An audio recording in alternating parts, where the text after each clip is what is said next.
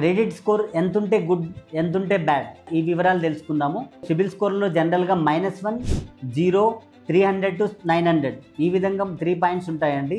-1 అంటే new to credit, అంటే ఇప్పటివరకు లోన్స్ కానీ క్రెడిట్ కార్డ్స్ కానీ ఎటువంటి తీసుకొని వాళ్ళకి క్రెడిట్ స్కోర్ అనేది -1 ఉంటుంది.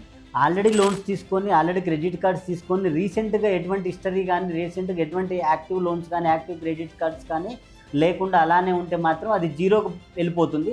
-1లో కానీ 0లో కానీ ఎటువంటి ప్రాబ్లం ఉండదండి. -1 ఉన్నప్పటికీ లోన్స్ వస్తాయి, 0 ఉన్నప్పటికీ కూడా లోన్స్ వస్తాయి. అండ్ 300 to 900 పాయింట్స్ మధ్యలో సిబిల్ స్కోర్ అనేది మీ హిస్టరీని బేస్ చేసుకొని ఉంటుంది. ఆల్రెడీ లోన్ తీసుకున్న తర్వాత మన రీపేమెంట్ హిస్టరీ బేస్ చేసుకొని బ్యాంక్స్ రిపోర్ట్ చేస్తూ ఉంటాయి. సిబిల్ ఆ క్రెడిట్ ఇన్ఫర్మేషన్ కంపెనీస్కి మన బ్యాంక్స్ అనేది మన రీపేమెంట్ హిస్టరీని రిపోర్ట్ చేస్తూ ఉంటాయి. ఆ రిపోర్ట్ ప్రకారం 300 to 900 అనేది స్కోర్ అనేది మనకు జనరేట్ అవ్వడం జరుగుతుంది. ఇందులో ఏది ఎంత ఉంటే బ్యాడ్, ఎంత ఉంటే గుడ్ అంటే 750 అబోవ్ సిబిల్ స్కోర్ని ఎక్సలెంట్గా పరిగణించవచ్చు. 700 to 750 గుడ్ స్కోర్ అంటారు.